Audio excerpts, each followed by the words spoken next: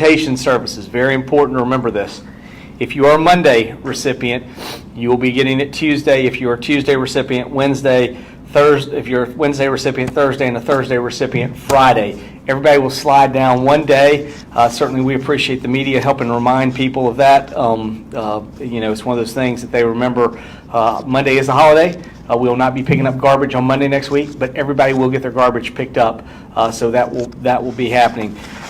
The other big one that we've had out there, and we certainly many media bringing some attention to this. I think we've had we are working through some things that we are trying to get done on our yard debris, and we've got a number of different places across the city that we've had with yard debris and the complaints, and we are trying to get to it. In fact, we are currently a couple of days behind, but we're almost caught up.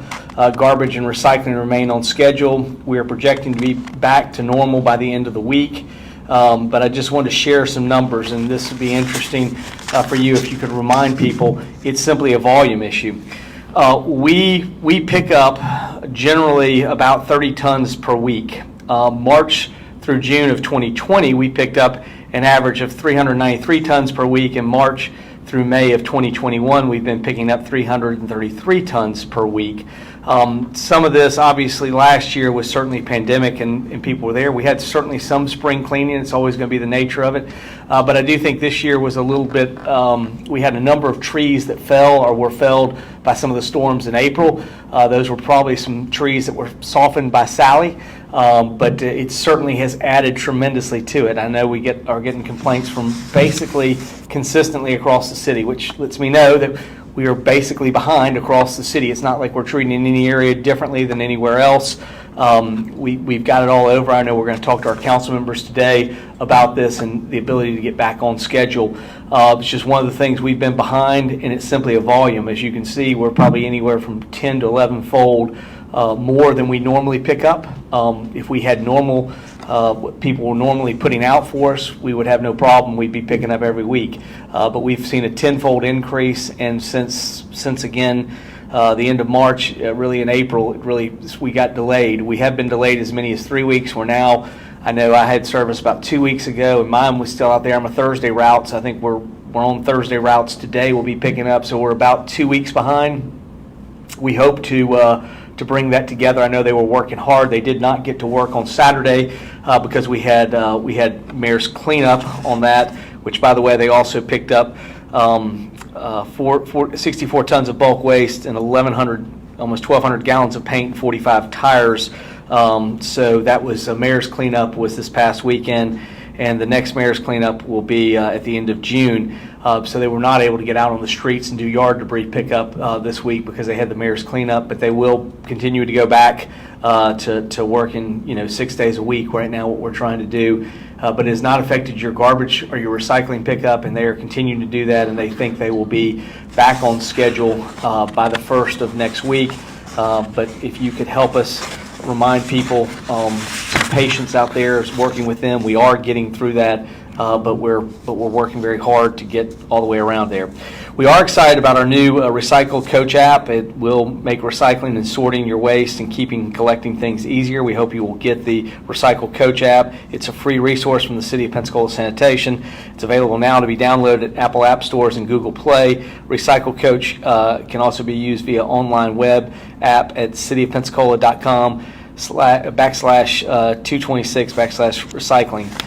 It includes sort of what goes where to tell you what you need to put in there. It also personalizes collection schedules and pickup days for your garbage and recycling. So if you have questions on that, it'll let you know that we have a holiday coming up and Memorial Day and to push back. So again, next week you'll know those kind of things. There's a help report problem feature also that will allow you to notify us if there's a problem or garbage miscollection or damaged garbage or recycling can. Again, any of these things you can report directly to sanitation, and they will take care of you. We hope all of our customers take advantage of this free app, and it helps us improve our recycling program.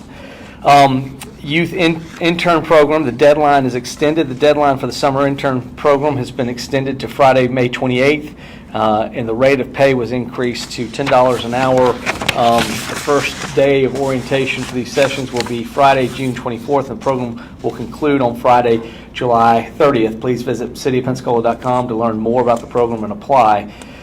Jefferson Street, we are beginning phase 2, will begin June 1.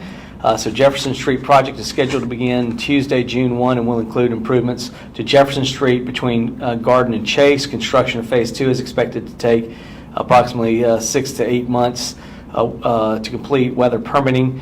Jefferson Street between Garden and Chase will be closed to vehicular traffic during construction of phase 2, which includes the underground power utilities, utility improvements, road diet, landscaping, and hardscaping. For more information about the Jefferson Street revitalization project, please contact Capital Improvements Projects Manager David Forte at dforte@cityofpensacola.com. Electric vehicle infrastructure policy, Florida ranks within the top 5 states for electric vehicle ownership, and the City of Pensacola has 3 public EV charging stations within the borders. The mayoral policy will help the city provide EV charging stations to the community effectively and equitably by requiring all new development and redevelopment of city-owned properties to install EV charging infrastructure. This helps the City of Pensacola in its efforts to be a leader in reducing greenhouse gas emissions within the city. By enacting this policy, the City of Pensacola is setting an example for EV development throughout the city, and we look to require EV infrastructure to be installed during the development or redevelopment. The city is acting both environmentally and economically responsible, and the mayor's policy will dramatically reduce cost and waste resources and continues to build a sustainable Pensacola. Cost of the installation of these EV charging stations is reduced by more than half when the infrastructure is already in place. So again, we are working on many things. You were asking stuff that we were going to be doing. We are already working that with Mark. He's doing a good job in trying to prepare us to be as environmentally friendly as we can, and he's doing a lot of good work, and we appreciate what he's doing. We have city council meetings this week. Today we'll have agenda review, followed by the council workshop, and then on Thursday we will have the council meeting. I'm excited to announce, I guess the League of Cities has announced that Keith Wilkins and myself will be honored by the League as Home Rule Hero Awards. These awards recognize individuals for hard work and advocacy during the 2021 legislative session, particularly working to promote local voices within local choices, protect home rule powers of Florida's municipalities, and advance the League's legislative agenda. So I know Keith and I know there are many others. I see Amy Miller here. I know Amy was incredibly important in helping deal with the port issue. So we had a number of issues that we tried to fight over there on preemptions, and so we will continue to do that. The COVID numbers, as we continue to look at, again, our last update shows about a 6.47 positivity rate following 3.28 and 5.37 and 3.33. So again, we continue to stay in that same rate for positivity. Our hospitalizations continue to stay. They were 37 on the 19th. They went to 31, 27, and they've been through the weekend 31, 31, 30. So again, we continue to be right around 30 for our hospitalizations. So we're well within what we need to do. We've got a number of things that went on this weekend. I know we had the kickoff for Mardi Gras. We appreciate Mardi Gras moving to May, so it's going to be a little unique. We had Pensacon, had a number of events. It was good to see the city active. We will continue to be monitoring what we're doing. We love having people downtown. We don't love having necessarily noise. I think we will continue to be working some of our issues in some of our downtown streets, dealing with traffic and noise. I did want to say, at least I brought my tennis balls as well. We had an incredible week out at Roger Scott Tennis Facility. We were treated to some really good championship tennis. We had, because of a number of tournaments that weren't playing this year, in the spring, we had a number of people that did show up. But even despite increased activity from other probably higher ranked players, we did have one of UWF's own. It was one of the doubles champions. It was a great match that I watched, and then we had two gentlemen, one from Bulgaria, one from Argentina,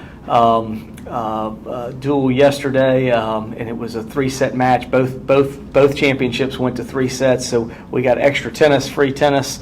It kind of shows what we could do with that facility when we work together. I know when I was at the county and I put in $100 million of a $1.3 million project to put those courts in, it shows what we can do in the city. And again, it was a great weekend for tennis at Roger Scott, and it just shows what those facilities can do. So between tennis tournament, Pensacola, Mardi Gras in May, we had a lot of things going on downtown, and I think we're continuing to do that. Obviously, there are challenges. We need to continue to look at safety when we see bike pedestrian accidents. That's why we're looking at projects. We're looking for infrastructure. That's why, perhaps in the interest of safety, we may have to look at reducing some turn lanes or doing some other things to make sure we're as safe as we can be for all of our bikes and pedestrians. But that's why we're looking at these things.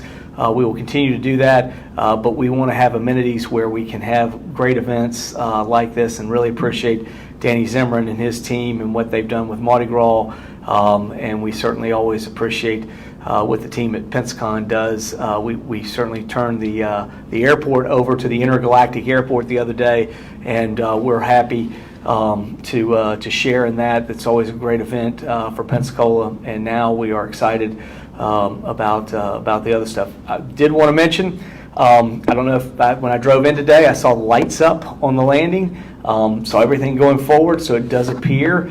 I know my meeting last week with DOT, they would not give us a date, but I think the fact that the wind is settled and everything seems much more ready to go, I'm optimistic that perhaps we will see people on the bridge before the end of the week. I don't want to say anything for certain one way or the other. Every time we seem to mention the ferries are going to run, something new came up, so I definitely don't want to jinx the bridge.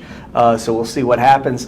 DOT fully expects to be up and running on the bridge by the end of the month, but we're certainly hoping it's before the Memorial Day weekend. Again, it is going to be 2 lanes, but the good news is with the wind settling down, and they should be able to finalize. They were really close to getting all their beams set for what they could do to reopen 4 lanes. So I am confident that probably very shortly after it opens for 2 lanes, it will probably open very shortly thereafter for 4 lanes, and I know that's what they want to do. Then the big issue will be what can we do about going forward with the landing area. I expect that probably, they've told me end of July, so we'll see. Sometime maybe July, August, we'll be back to normal. The good news is you will be able to exit off the bridge on the 17th, but you will not be able to enter from 17th. So again, those of you who thought about entering on 17th or 14th, I would encourage you really need to go all the way to 9th Avenue, go down to Chase, and then come back over. And until we get the landing in, that's what you really need to be thinking about doing. I will say, I see David in the back. We have been working, talking about safety, pedestrian safety. We are looking at creating a 4-way stop at Romana and 9th, but it will not happen until we can get all this out of the way, with 9th being used as a detour. Until we can get that fixed at 17th, we will not be putting anything in, but we do have some additional traffic calming measures that we plan to put in on 9th Avenue in working with the Veterans Park. And I know they are proceeding forward and exciting, and hopefully looking forward to a great Memorial Day weekend as well, and hopefully having their temporary restrooms out there. So there's a number of things that are going on in a very positive light, and we're going to keep moving forward at the City of Pensacola. But I'm ready to answer your questions, so I'll look forward to see what y'all have to talk about. Andrew. When did the barricades come down at the homeless camp, and why would they take them down? Barricades came down at the homeless camp to deal with the parades. We've got parades the next 2 weekends. We only have so many barricades. They came down for that. They will be put back up. Lawrence Powell's been working with that on us, but we have got to get those moved. We need some of them for dealing with the Mardi Gras event this past weekend. We will have a parade this weekend, and then we will have Fiesta Parade on the weekend after that, and then at that point we'll be done with our barricades. We can use them back again.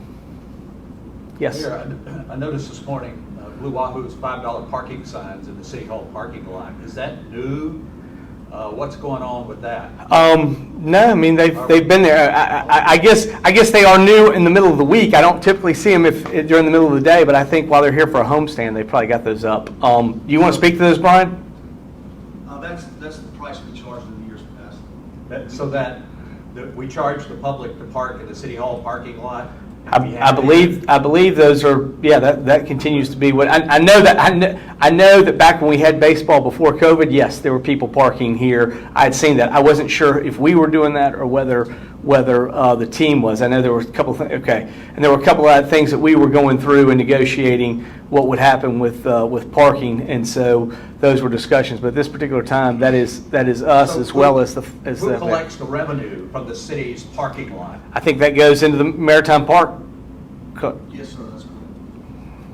So that is collected as a part of that dealing with the offset expenses over there. So that's been that way as long as I've known. Now, again, I agree. The signs haven't been up there until this year. I haven't seen those before. But and you don't have to pay to come visit City Hall during the day. So that is a little bit. But I think at the same time, we certainly can work with the group if there's some issues and some fears that people have. You don't have to pay to come park here. But we can work through that on the signs. I have not noticed them being there during the day, but I've known we've been collecting stuff there, like I said, before COVID, and I know even before that, before I was the mayor, that was collected there. But we can work on getting those signs down if it creates confusion that people think they're going to have to pay to come into City Hall parking. We can do that.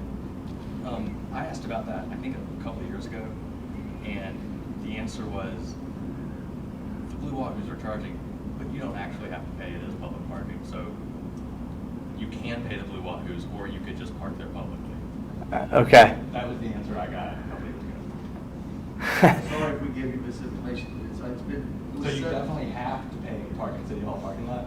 For the Blue Wahoos, for a Blue Wahoos game, yeah. So where you walk after you leave your car is what you pay? Huh? Again, the people there during the Blue Wahoos game. We don't collect at all for City Hall. I don't believe any of you parked today. I don't believe we asked you for $5 coming in here. No, and I think at the game it's like when you charge over at Roger Scott. For soccer doesn't have to pay, but football has to pay. It's kind of like that. I will defer to Brian, and we'll see what we can do. We'll get a definitive answer, and we'll have something for you next time. Just to answer that question, on football playoffs, the league requires they charge for parking, but the soccer is later retracts. Okay. The question there that came back was what happens. Apparently during football playoffs. Football playoffs do require parking to be paid. Soccer does not require parking to be paid, and regular season football does not require it to be paid. Since baseball got brought up again, what's the current status of the renewal for the Blue Wahoos lease? We're bringing something in July. We had a productive meeting with the Wahoos. Our intent is to keep them here for an additional 10 years and get them to re-exercise the option. I think that's where we're going. If that's the case, all the improvements are going to be on us, the city. We have a plan to finance that, and Amy's putting that together. And I think our plan is to bring it to the July council meeting and bring that forward. I mean, what are there going to be changes to the lease? No. We've decided to go forward with the only change in the lease is how do we fund the improvements that we're required to make per the terms of the lease. So they're going to exercise the same lease, the same terms they have an option for. And I know as far as their deal with the baseball league, they have to get a artificial turf. Correct. All that kind of stuff. How is the city going to fund it? Correct. We will have a plan. Amy feels confident in the sources that she can pull together that it's going to be there. But her plan is, and I think some of those things. We've got the ARPA stuff that's coming out tonight. I mean, there's some money that's coming in that will reapply for money that was lost that Maritime Park didn't make, and so there'll be money that is applicable there that helps us that we can collect. And be able to pay for those improvements. There are other things that she's going to have to figure out how to do it, and she's got it. But she'll have a plan, and we're bringing that forward in July. But the idea is keep all the same thing. They exercise their option. Per the terms of the lease, we're required to do those improvements, and we're agreeing that we're going to do the improvements, and that's why they're agreeing they're going to go forward with the lease. So we just got to figure out how we're going to do that, and we plan to bring that to council in July. But it is exciting that we could secure baseball for another 10 years, because Major League Baseball is not giving out anything. 10 years is the longest they'll go out with somebody. So from that standpoint, that will be a great thing. But we hope to have that accomplished in July. Dave? Are all of the improvements at the ballpark mandated by MLB? That's our understanding, correct. The issue with the lights and the artificial turf and some of the other the bullpens, they want the bullpens moved out of the play of field, the field of play. I mean, stadiums started doing that years ago, but I remember, they've always traditionally been right there like they are at Blue Wahoo Stadium on the field down one of the baselines. Major League Baseball wants those out. They obviously want the lights a certain way so that everybody experiences the same, their players experience the same thing they see at Major League. So they're putting it up to a level. And then for us to be able to work with the Marlins, we definitely have to go with the same artificial turf that the Marlins have and what they use. So those are the requirements, and we're gonna work with that and try to move forward. And the good news is, at least the Wahoos have the ability to collect and stay for 10 years. So that, to me, that's exciting. And if we can keep them secured, but that's where we are. We plan to be here in July with that. Amy was working on a couple of things when we met with them a couple of weeks ago. She's still working on that, but as soon as we're ready to go with that, Jim, we'll have everything. Will be our expectation. But I know she and I talked about having it ready for the July council meeting. I got it. Okay, go ahead, John. Mayor, the tennis news was great news. I also heard recently that Osceola Golf Course has set a record in terms of customers and revenue and things like that. PGA Tour Commissioner Jay Monahan was in town as a guest of Bubba Watson's last week for several days. Did you talk to Commissioner Monahan about the future of golf in this area? I did not talk to him specifically. I mean, we clearly believe that Osceola has a place, and it's shown what it's been able to do with what's happened since COVID. Most places were negative. Our Osceola was actually one of the few that turned around and went the other direction, which has been good. Although we're cautiously optimistic that it will stay. I mean, we don't want to lose that gain that we made. But obviously, we'll have to look and see where we go. But we think it's good news. The challenge with Osceola is we lost a number of trees. We lost a number of things that happened with Sally. I mean, it's what happens anytime. We're working out there. I know I've been out there and played the course this fall with Brian, and I know they're working on whatever we need to be doing improvements. But we definitely want to keep making as many improvements as we can. I flew over Osceola the other day when I returned from my vacation.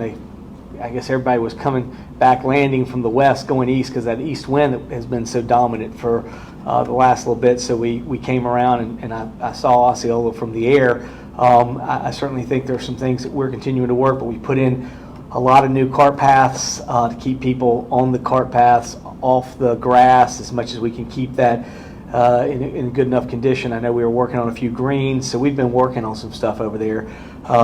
Adrian and his team have been doing a great job, and we're going to keep trying to make things better. But it was exciting to see them do better. As far as what we have going on with golf in the area, we continue to work with Marty Stanovich and First Tee. We hope they will produce individuals that we've produced some great golfers from here. When you look at a town our size and what we've been able to produce, we've produced a lot of golfers. Very excited the tennis tournament, what it produces and has the opportunity to show. We have a number of young individuals here. I'd love to see them on the circuit. It's great to see a former UWF player be our doubles champion. So I'm excited by that. But I think even if they don't become pros, I think we'll have some good college tennis players that we create. Give those kids opportunities to seek education in a way. So we've got a lot of good tennis players, got a lot of good golf players. we got a lot of good programs. I know the programming that Brock and Patrick do out there at Roger Scott is great at producing some good youngsters. We're trying to invest heavily in our youngsters. I know what Adrian and Marty Stanovich are doing out there with golf. I've seen what it does, and again, it's not just about hopefully producing kids that are going to excel in that particular sport. It really builds life lessons. I mean, both sports are very good. You generally keep your own rules. It teaches you about integrity and those kind of things. And so I think they're great sports that are good to have our youth doing. So we're going to continue to do that at Osceola in our partnership over there with Marty Stanovich and First Tee. The Maxwell Street construction, can you just explain what it is accomplishing and how long it'll take? Okay, Maxwell Street, I'm going to defer to David, what we have on Maxwell Street. If you want to come up here, we've got a question. Come on. Sorry, I did just get a question. He wanted to know the work that's being done on Maxwell. I'm unfamiliar with what's being going on Maxwell. I apologize. Maxwell's closed. There's a couple of intersections that are completely closed in that vicinity, and right around Halifax, just to the west there, I think. We will. East side of Halifax. We will look into it as soon as possible. I'm unfamiliar with what's going on at Maxwell. So. Okay. It's excavators. It might be a utility thing Yeah. We'll look at that. Yep. I think it's utility to railroad. Okay. It was at the railroad? Not sure. Okay. We will look up and find out what. Are you talking about just east of Halifax? Yes. That's ECUA. They're replacing their gravity main that runs parallel to the railroad tracks. Okay. So is it just there, or is it going to be a progressive project? No, so there's a section, I'm going to say it's about a city block, 350 feet worth of pipe, gigantic gravity main that's failing. They're ripping the entirety of it out and replacing it with new construction. For those of you who were watching couldn't hear, it is an ECUA project. It's a fairly large gravity sewer main that's being replaced. So the whole thing's going to have to be taken out and replaced. So they are working on it right now. And how long do you think it will take, Brad? They're about 50% complete. I would think within the next month they'll be completely back operational traffic. So the belief is we're somewhere about 50%. We got probably 4 weeks or so, 3 to 4 weeks of additional construction out there. Assuming we get good weather, they should be able to be finished. So that's what that is. It's an ECUA project. I'm sorry, I don't know. Brad Hino. Brad's acting as right now city engineer. Thanks, Brett. Yes. This afternoon, the city council is going to have a workshop on the homelessness issue. Mhm. What are your takeaway from last week's joint meeting on that, and kind of what's the plan for the Well, I think there are two issues that are at hand. I mean, if people want to discuss homelessness and the individuals who are homeless, that's one. But the issue I'm better focused on is how do we create services and shelter and things that want to move them going forward. I think we got stuck in the first part of the section that kind of gets to a point that isn't as productive. I mean, it's like getting mad at the city that we didn't run into somebody's place with a lawnmower and a blower and a weed eater and run right through the camp because we were trying to be courteous not to go into somebody's place and then finding out that people complain about it. I mean, if we want to advance the topic, we can do stuff back and forth. But the real issue is what are we doing to progress forward? So I think this is really coming forward with a plan.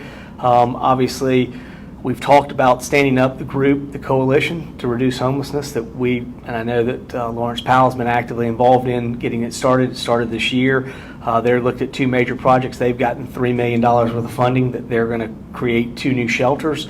We think as those get back up, we need to, again, begin to transition people who are under the interstate to those places and then begin to evaluate where we go. We still think there's stuff that we can do. We can provide some opportunity for transitional housing. We need to be involved in that. There's some commitments that absolutely say that we need to have a line item that goes toward homelessness in our budget. And we need to be able to go forward with that and put something there and begin to do some things that are beginning. But we can't solve it all ourselves. The city can't solve it. Even the city and the county doing everything. We're going to need all of our partners that are participating in this with us.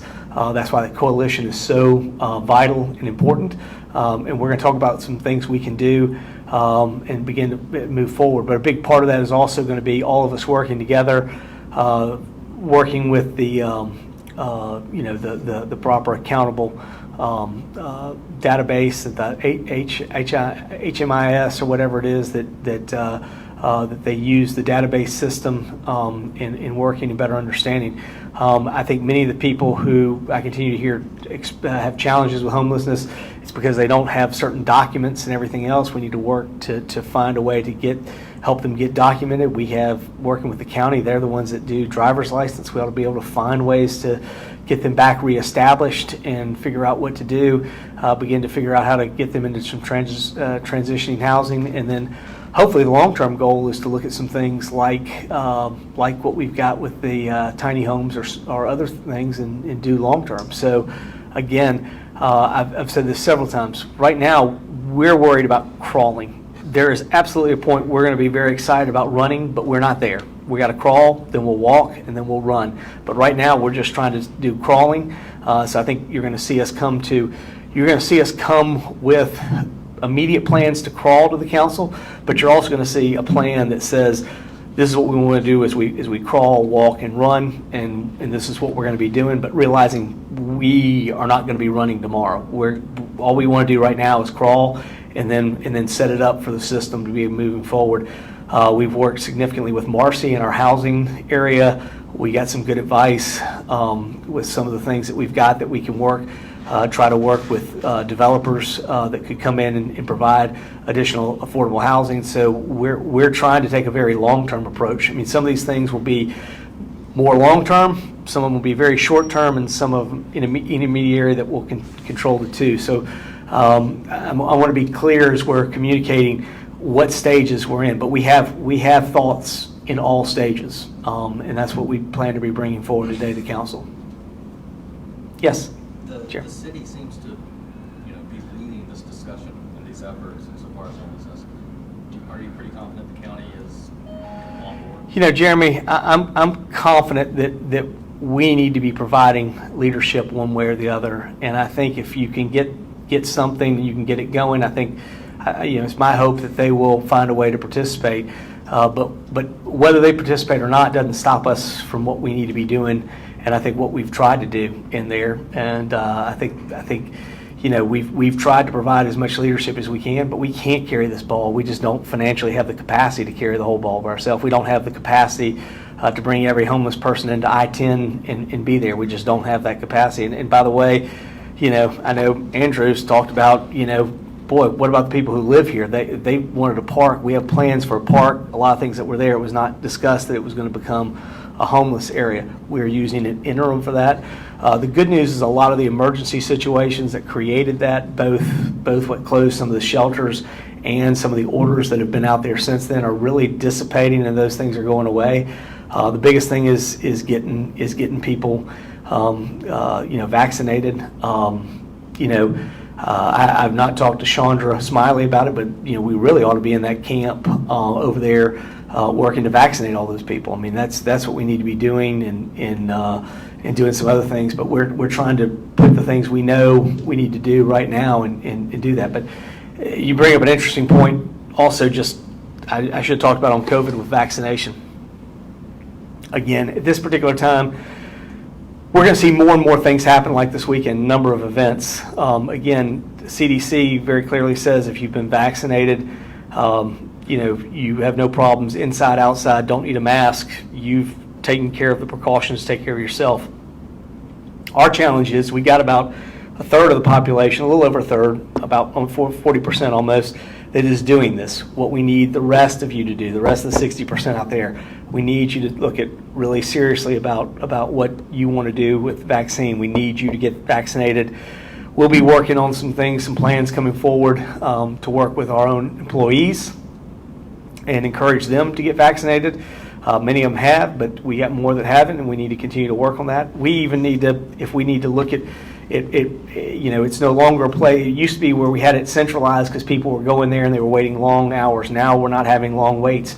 We ought to be having those places come here to City Hall, to other city facilities, to vaccinate people, to make it as easy as possible. Go to places like the camp on 110 and other places and vaccinate people. I mean, that's a critical part as soon as we, for helping us move out of this issue that we're dealing with COVID.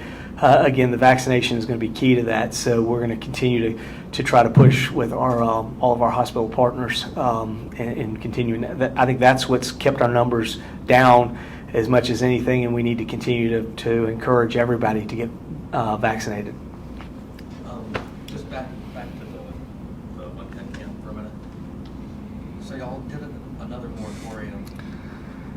I mean, how long is interim? Because Now, a couple of shelters. Jeremy. I mean, again, we are pursuing. We put together and worked at establishing the camp before there was anything from the council. The council's stuff is resolution. It pretty much is window dressing that they've talked about. It has not affected the way we have operated here.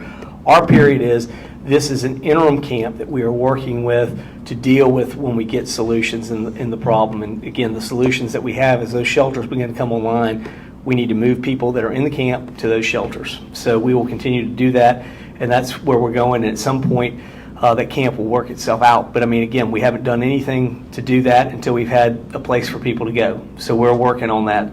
But that's always been our plan, regardless of whatever councils had in their meetings, one way or the other. Our plan has been try to find a way to create shelters and opportunities to get people housed, and then work through that. Well, I mean, are you kind of leaving that, vague on purpose at some point? Because I mean, it'll be a while before the homeless population and available bed ratio lines up. And we're working with that to get stuff open, and when it does, we're going to start moving people over and what we can do. But again, this is a park. There are expectations. There are people that live there that are dealing with it. We appreciate their patience and what they've communicated and working with us to deal with this. We're dealing with a sort of a separate short-term need that was created through COVID. Before COVID got here, we didn't have all homelessness solved. But the idea is not, I-110 is not to solve all homelessness either. So we've got to figure out what we're doing there, and then we got to figure out how we move forward and get a plan that says if you're going to be here and dealing with homelessness, how do we begin to bring you into some different ways of getting services with providers that are here, getting shelter, and then going forward from there. But I don't foresee long term that necessarily 110 is a viable long term option. No. One last Yes. thing here. Have you seen any interim traffic data from Pensacola Airport for the month of May? Yes, we have. What does it look like? We are above 19 numbers and improving, increasing. So much so we haven't even opened. Spirit yet hasn't even opened with their routes that they're supposed to in June and the additional destination routes. Once we get to June, John, we're going to be going to 30 cities. It's most destinations we've ever gone to in Pensacola. At some point, it is very incumbent upon us to figure out what's going to happen with growth there. And I think we're going to need a second terminal. We've been talking about it. It's on the long-term plan. It's already there. We've already taken helicopters and everything from there, moved them to the other side where the FBO is, and moved helicopters over on the east side. So now we have the ability to move in and do something. We're already going to be working. I was with Matt on Friday night. We're going to be moving in there and doing improvements to the ramp over there, the apron, so that we can, for right now, we're just going to be trying to house planes and I was just going to give you this from Matt because it Okay. came in if you want the specifics. Matt says for second week we're up 10% from the same week of 2019. So not only have we gotten to 2019 numbers, we're 10% higher than 19 numbers. Right now it's going to be, we're not even having an ability to park enough planes. I mean, when I came in the other day, there were 2 United planes, and I'd flown United because it has the direct flight to Dulles. I'd flown in. we had to sit there and wait because United had 2 planes in there and figure out how to get it out. In other words, we got so many planes coming in. And this is one of the things that Matt's been working with. It's a lot of juggling right now. We are going to get to the point where we need to have a second terminal because of just the sheer gate number and the planes that we have. So I think that success that is great. I was at this, as I said, I was at the tennis tournament because of where we were sitting. We were looking west, and because of that east wind, those jets were just coming in, and it looked like LaGuardia at the National Tennis Center right there in New York. I mean, it was just plane after plane after plane. I didn't realize we had that many planes coming in, but we have a lot of planes coming in and going out, and that's something we've been working on. It's a good problem to have, but it is going to create a need for us to expand, and we have been working it. We were going with the garage before COVID, and then we sort of pulled everything because we didn't know what was happening with COVID. I mean, we went down to 10% of what but to be within a year and to get back to 110% of where you were, I don't think we expected it that fast. And the other cities are not experiencing what we've been experiencing. So, I think that's important. Yes. Well, I've heard from sources over at Destin Fort Walton Beach Airport that they're also maxed out, and they have set records in traffic. And United Airlines, here's one example. United Airlines has told people over there that they want to add additional capacity in this market, Pensacola, Destin, Fort Walton, but that capacity constraints in terms of manpower, real estate, are starting to be something that's got to be figured out. I think all those things are happening, which is why we're looking at real estate. How do we create what we're going to have to create is another avenue, another terminal. So I think we're very much right there looking at that, and it's in our plan already. We just got to figure out how to execute it. And we didn't think we'd be executing this fast coming out of COVID. But we kept telling you, we were running at 60% over the fall, and we told you everybody else in the nation was running 30%. So we knew we were running higher, and so again, from that standpoint, we're going to continue to do all that we can to continue to build upon that. And I think overall, I think as you look at things going out, I think it certainly positions us. What we've seen, we've had a company, biotech company, come here from Birmingham. We've had another group come in from Louisville. I mean, these are 20 people operations, which doesn't sound like a lot, but they're high-paying jobs, and they're coming here, and they're able to make it work because they can be in a medium-sized city as long as it has good air connections, as long as you have good digital infrastructure. You can create opportunities, and I think medium-sized cities are going to have that coming out of COVID. So I'm optimistic. I think it speaks very well for what Pensacola can be as we move forward. Yes. Bruce Beach opened back up. Can you speak a little bit about that? We're trying to get things open as much as we can on the waterfront. We think it's a great experience. What we love to do is finish and see the whole thing, the final part implemented. I know we've got a number of our waterfront items that we're still under construction with and will be under construction and repair through the summer. But again, as fast as we can get them open, we're trying to get them open. So if they pass and are able to get open, we're happy to get them open. We've been working on that for some time. There's no doubt that with Sally, FEMA's always slow, but it's been incredibly slow. But remember, this is the first time we've ever dealt with a hurricane at the same time we were dealing with a pandemic. So I think we should have expected this to be slower than normal. It's unfortunate, but we're getting there. Like I said, these were the frustrations that we were having at the end of the fall and the beginning of the winter. We didn't understand why we couldn't get these things moving.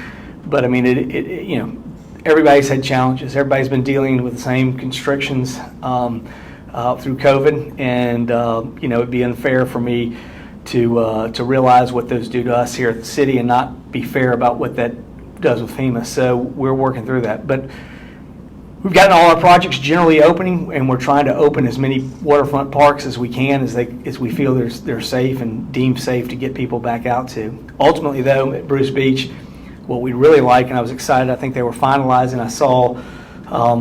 I think they're coming forward with at least their preliminary, David, right? Their preliminary plan is coming forward here very shortly.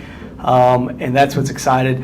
Obviously, we have some more public comments on that, then go to the final. I love it when we get to that, and then be ready to figure out what we need to do to make those things happen. It's Bruce Beach is an awesome opportunity to have beach waterfront access in the middle of downtown, and so we're excited to see that come to fruition. We know we're trying to get it as open as we can, and it's temporary state, but we really are excited about where we can get to the final state. That's what we want to do. All right. Thank you very much for your time. We'll look forward to seeing you next week.